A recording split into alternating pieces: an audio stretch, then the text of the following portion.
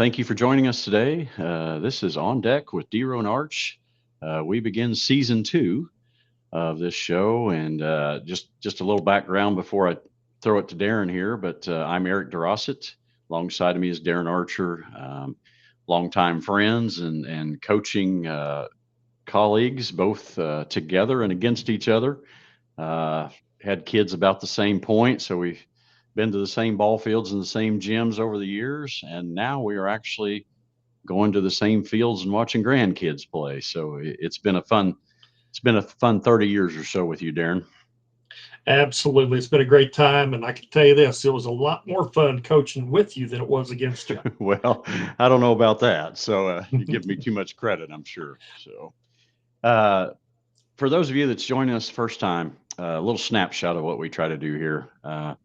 We talk all things sports. We hit a few national things, professional sports. We hit, things outside of Missouri and all sports, all seasons. But we do try to zero in a little bit on Missouri college athletics of all sizes, Division 1 to junior college and anything in between. We try to give them some attention and tell some stories that need to be told. So thanks for joining us, and I hope you enjoy today's show.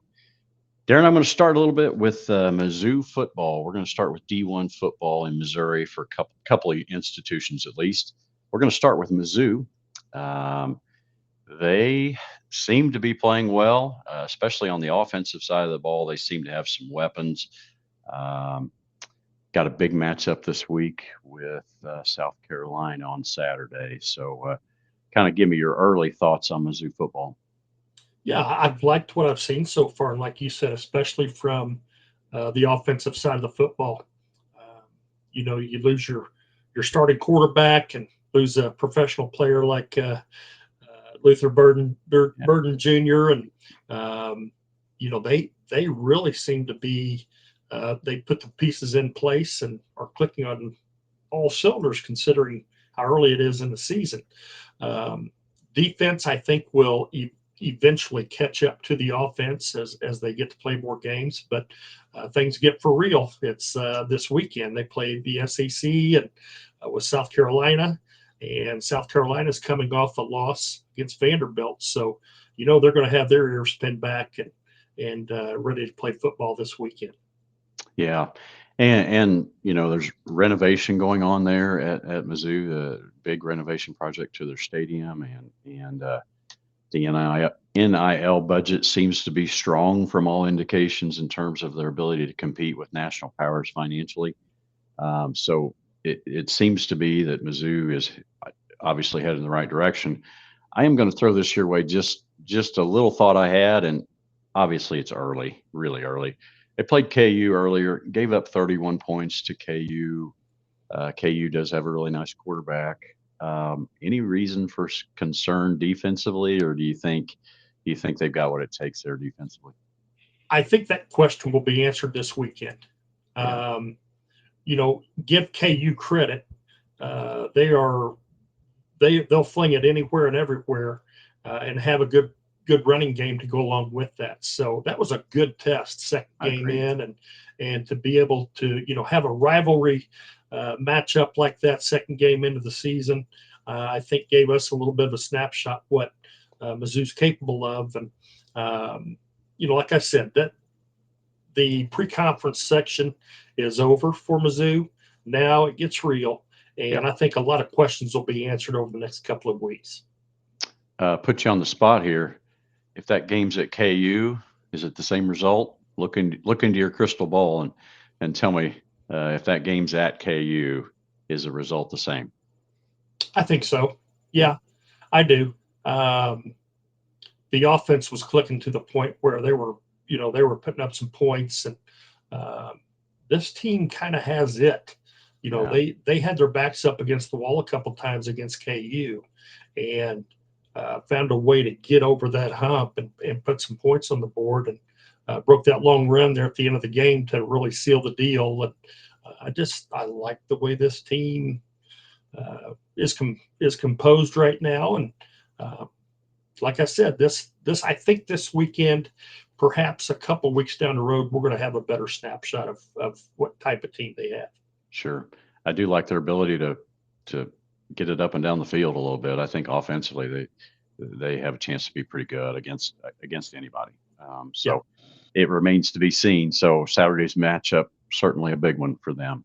I'm going to switch gears here to a school that's got some renovation of their own going on, and that's MSU out of Springfield. They too have been doing some stadium work, and they've also done a really good job of selling the program and getting fan interest. And so uh, Patrick Ramsdale and the team there that promotes all those sports products at MSU, by all indications, doing a great job of creating some fan and alumni interest. So uh, the second thing that I would note is the conference affiliation and their transition to the FBS. Certainly, those are really positive things as well. absolutely. And when you get to that level of play, it's all about this right here. And Missouri State's put their money where their mouth is. With the renovations, the new signage, they've kind of rebranded themselves from what they have been in the past. And from a marketing standpoint, I think it's been great. It's kind of given the athletic programs a new identity, a new start, if you will. And obviously, with making that leap into Conference USA and with football, particularly going into the FBS, there's a lot of money to be had, and they are going about it the right way. You mentioned Conference USA, and I think I've got these right. So if I'm in error here, somebody get with us and correct me. But Conference USA, just to give you an idea of some teams that they're playing right now, some non-conference foes of some of the members of Conference USA so far to this point. Florida International played Penn State. Kennesaw State played Indiana, and UTEP played Texas. So those are, in my mind, your mind, everybody's mind, in terms of those are football powers. And so it appears that Conference USA is knocking on the door of trying to play at that level. Well, and I think there's some national recognition there when you have a team like SMU that played in the first FBS tournament last year. Yeah. And we're one of the higher seeded teams. And don't forget about Missouri State. They went out to USC and played opening weekend Right. out in the Coliseum. And, let's be honest about this. The Conference USA allows that label allows teams like a Missouri State to go play at USC for a money game.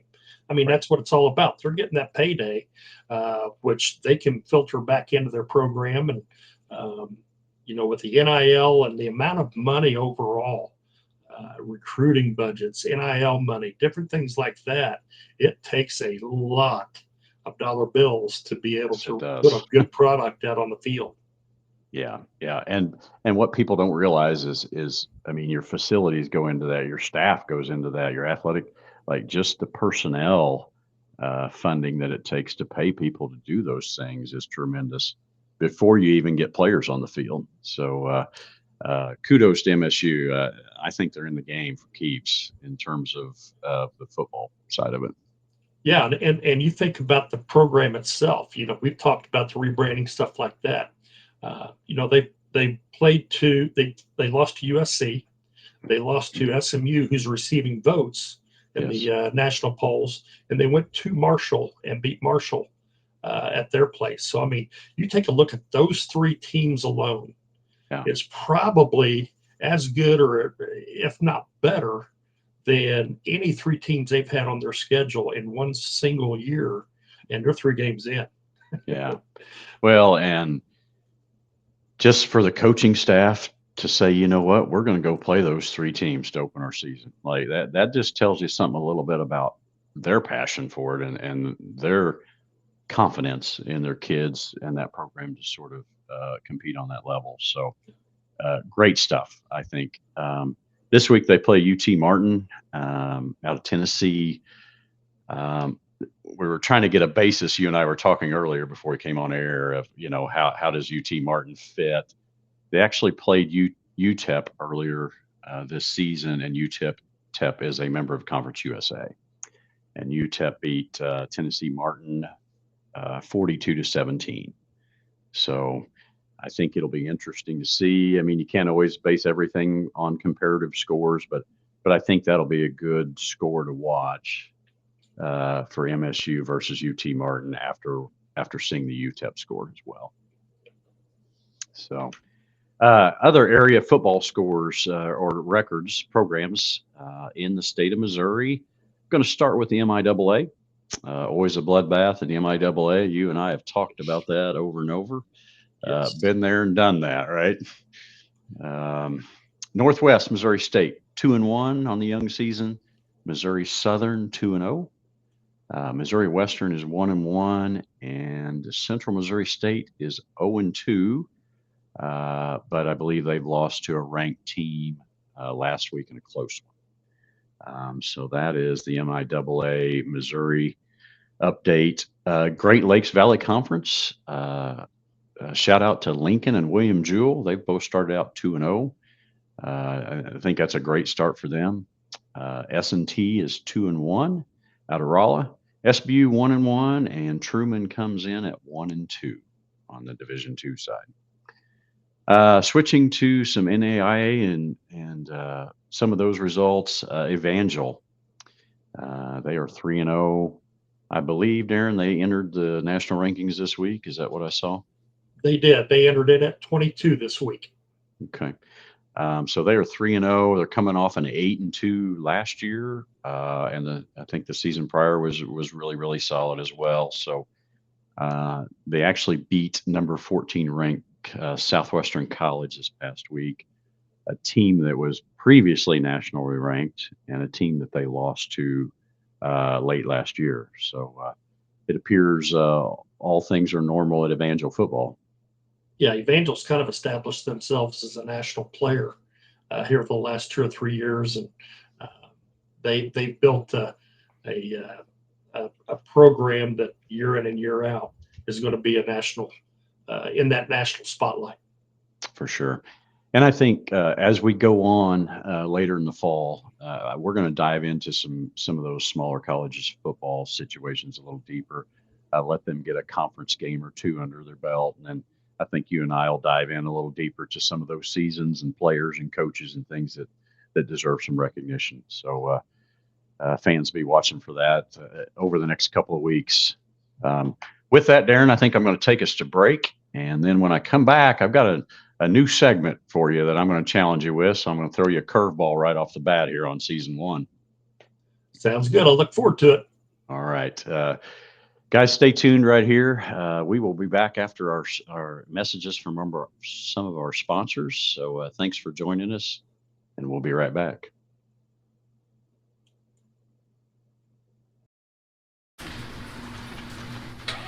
Any given Saturday. And a little work.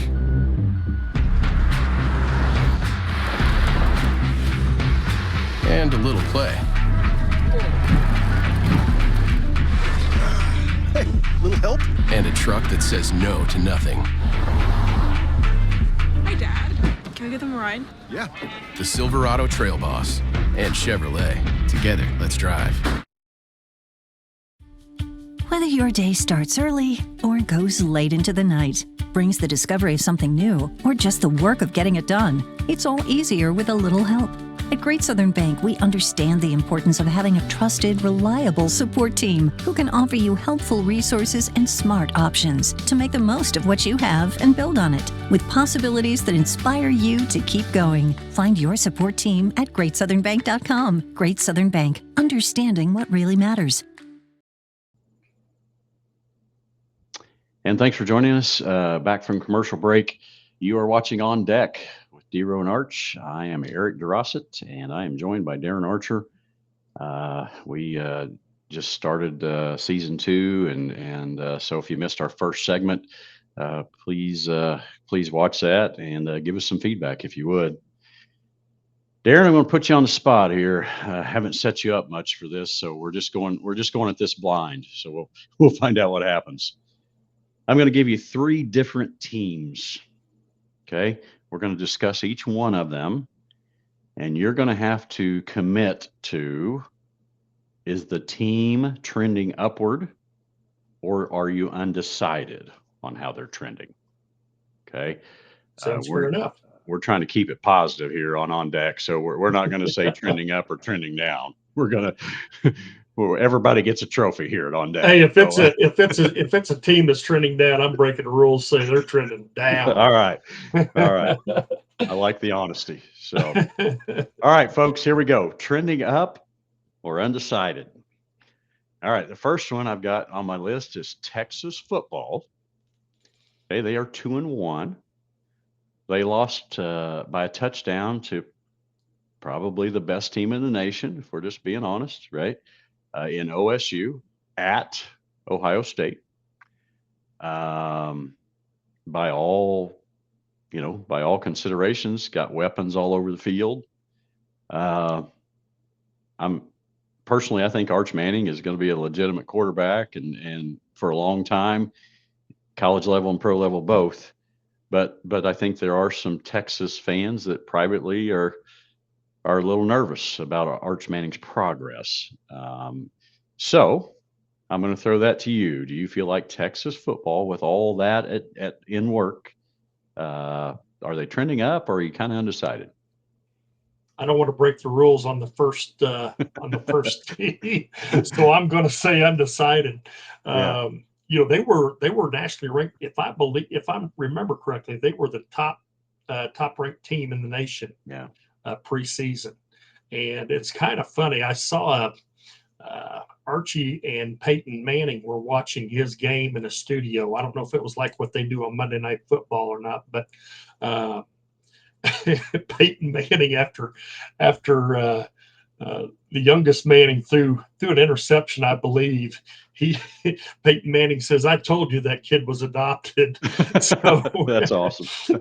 So that kid has got the entire state of Texas on his shoulders right now, and obviously his last name, the success that his family has had dating back to football, and I kind of feel for the kid. But he seems like, he says all the right things. He seems like mentally and physically he's built for it. I agree with you. I think eventually he's going to settle in and do a good job. Yeah. I too am a little undecided. I do like his pedigree, so to speak, and I just think he's got the right stuff. Does he find that in the next 1 or 2 games, or does he find that in the next 7 or 8? That's kind of the question I think everybody's asking right now. So I've got him as a big undecided as well. You and I are on the same page there on that one. Team number 2, or situation number 2, trending up or undecided. Tried to pick a little obscure one, a little one off the reservation here a little bit. So we're going to go with the Las Vegas Raiders. And here's where I'm coming from on that. They are 1-1 right now. Beat the Patriots week 1, lost to the Chargers on Monday Night Football. They have coming up the Commanders and the Bears. Okay, so games that we would feel like, or at least on paper, are feasibly winnable. If they win those 2, they could be 3-1 in a division that has some parity, at least on paper. Broncos, Chargers, Raiders, maybe even we're throwing the Chiefs in that conversation. Maybe. I don't know where we're at there. But where are you at on the Raiders? I would say trending up. I like Pete Carroll. Everywhere he's been, they've been a winner. And, there's a whole saying in the NFL, the guy up top has to let players be players. And everything you always hear about Pete Carroll is he's a player's coach. And, he's a rah-rah guy, probably not everybody's cup of tea, but I'll be danged. He gets the best out of his teams regardless of what level he coaches. So I'm going to go with trending up. What about you? I kind of like them. I think they're Yeah. trending up, and it's because of Pete Carroll. If I just Yeah. really had to say, I think it's Pete Carroll. And then these next couple of games, if they scratch out some wins, then all of a sudden, I think that their mindset changes a little bit, and maybe the culture sort of shifts or begins to shift. I'm going to say this: if I'm still coaching when I'm 75, like Pete Carroll, I want you to just punch me right in the nose, like, like, like. I hope I'm alive when I'm 75. Are you kidding me?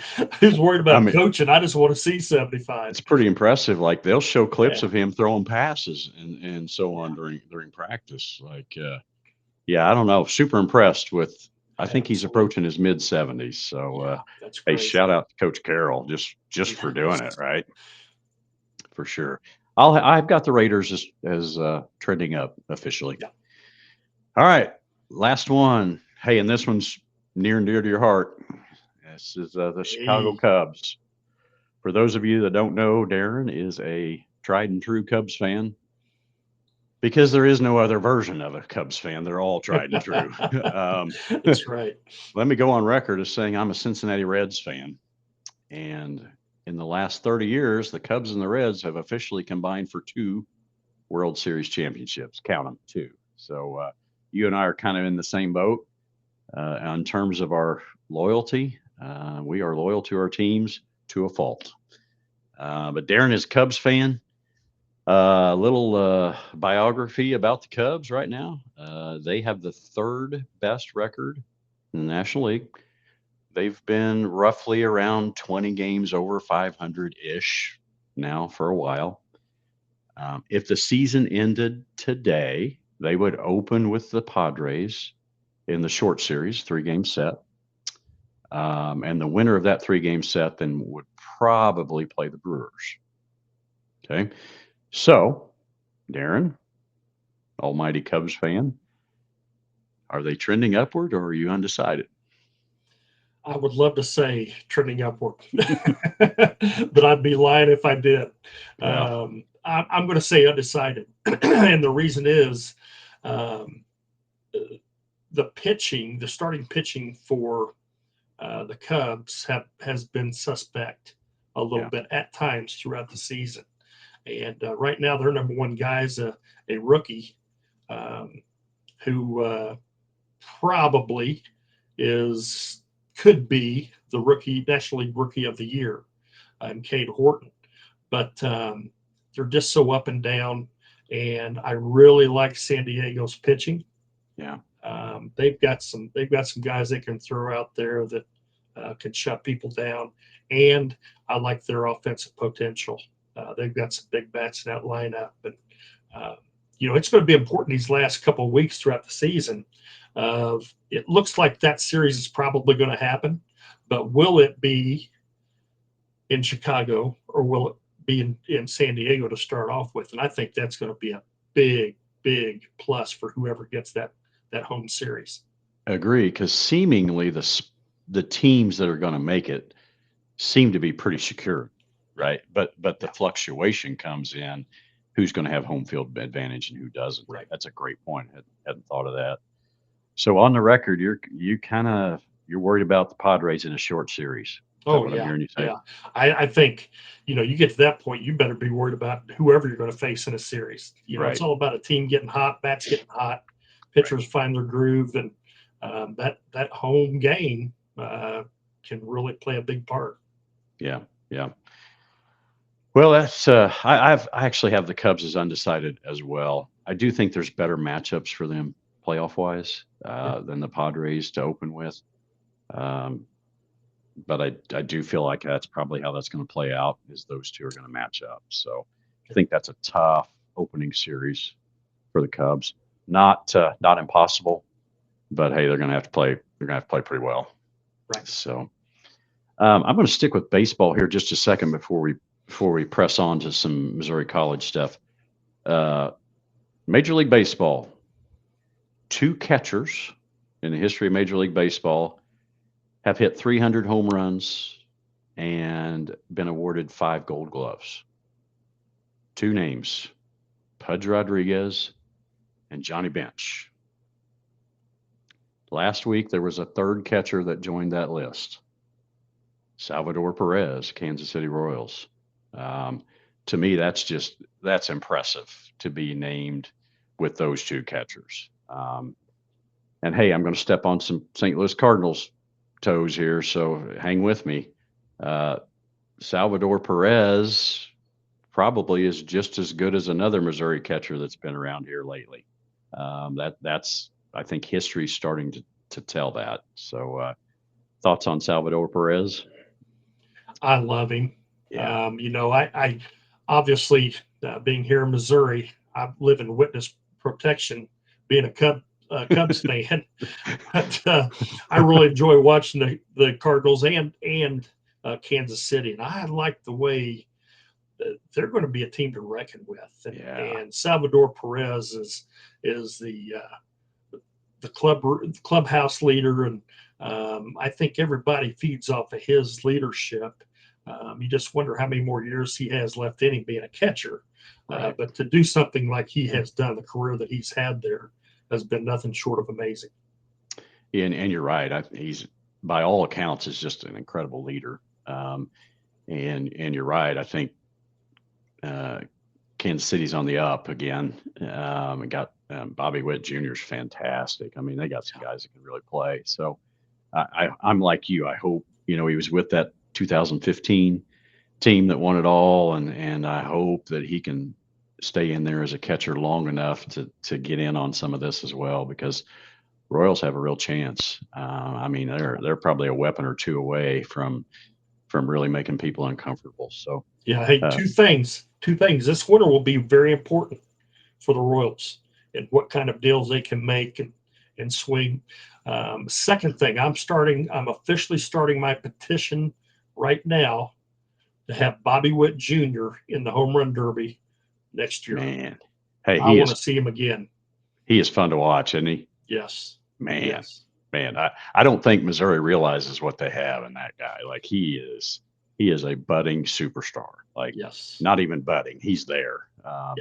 He can really play. So those of you that don't follow baseball closely or just kind of catch it maybe postseason and World Series time, like, man, check out Bobby Witt Jr. Like, I mean, really start watching him. He is, and if he can stay in Kansas City, I mean, he has the potential to be George Brett-esque in terms of his ability to affect the franchise. And obviously strong words, but I think he's that kind of dude. I really do. Absolutely. So, shout out to Salvador Perez and that milestone. For all-time catchers, he is 7 home runs away from being 7th on the all-time catchers home run list, and 11 away from being 6th on the all-time home run catchers. So shout out to Salvi. He does a great job there in Kansas City. Shifting gears, we're going to hit some college athletics here. I'm going to touch on volleyball a little bit, and then I may throw it your way for some rankings. We may hit soccer and cross country and some of those fall sports. Volleyball, haven't updated this in the last couple of days, but over the weekend, Evangel women's volleyball coming in at 14-2. Apparently playing really well by all accounts. At the JUCO level, inside of the state of Missouri, the Mineral area college volleyball program is ranked 16th, I believe, in Division I junior college volleyball. What else do you have out there, Darin, in terms of volleyball, soccer, or cross country? Yeah. One, stepping back to football, is Washington University out of St. Louis. Right now they're receiving votes. They're 2-0 and have really got off to a good start at the D3 level. In volleyball, Mizzou is ranked number 22 in the nation. In NCAA Division II, Missouri Western, the MIAA, is ranked 22nd. UMSL, who had a fantastic year last year, is receiving votes, as well as Missouri Central. So good representation there from both the GLVC and the MIAA. In Division III, Washington University again.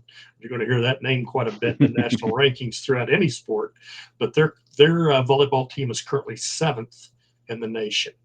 At the NAIA level, Missouri Baptist comes in at number 10, and Park out of the Kansas City area is receiving votes. And then you mentioned Mineral area as well.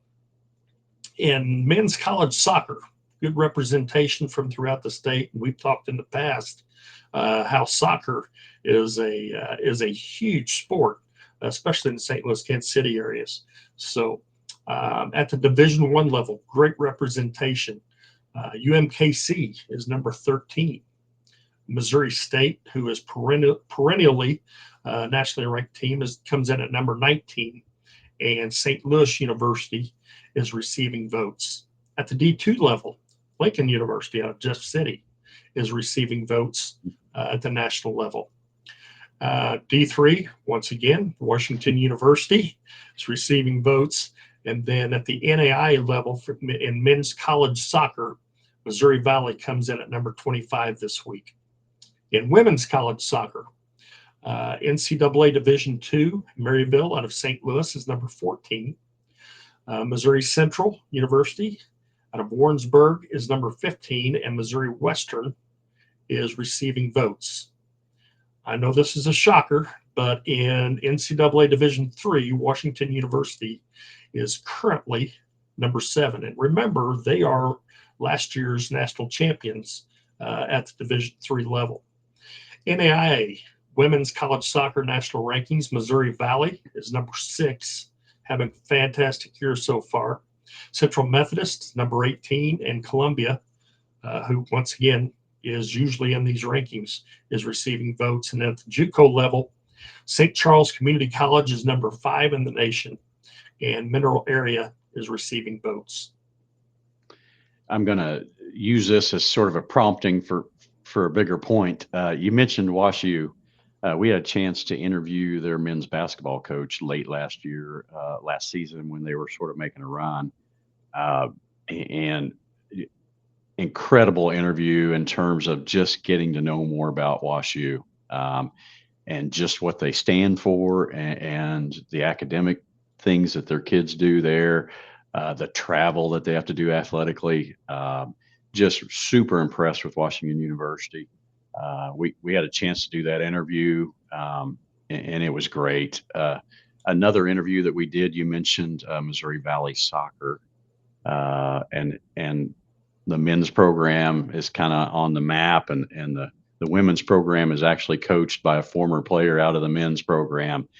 They're doing great things on the soccer horizon there, and we actually had a chance to interview the coach from Missouri Valley and some other athletic personnel from there. So my bigger point with this is we would love to get some small colleges on here and interview some coaches and players and those types of things going forward. So if you have any stories for us or any prompting, obviously we can reach out on our own, but if there's something that hits home to you as a fan and you would like for us to sort of interview some people and spread the word on behalf of your college or your program, please contact us and get in touch with us, and we can set those interviews up and we can do it just like this from sort of a Zoom format. I'm going to let Darin tell you where you can get a hold of us if you want to message us about any of those things. Absolutely. Fans, sports information directors, tell us your story so that we can tell the rest of the state. You can contact us at Missouri Sports Network at gmail.com. You can also direct message us, Missouri Sports Network X account at Missouri_sports. And you can also contact DeRo at DeRo_on deck. So give us a chance to tell the rest of the state your stories. And that's why we're doing this. We want to bring recognition to not just the Division I teams and programs throughout the state, but also the other programs that are making noise throughout the nation, and bring the spotlight in on them as well. Absolutely. So please drop us a line. We'd love to get involved and tell your story a little bit. So Well, Darren, it's been great. I think we probably ought to sign off and do our next thing, but it's been good catching up with you and talking a little sports today. You bet. Go out and support your local colleges. Get out and see a game, and support those athletes and coaches and programs. And look forward to talking to you next week. Absolutely. For Darren Archer, I am Eric DeRossett. Thanks for joining us here on Deck with DeRo and Arch, and we will plan to see you next week. This has been a presentation of the Missouri Sports Network. Thank you for tuning in.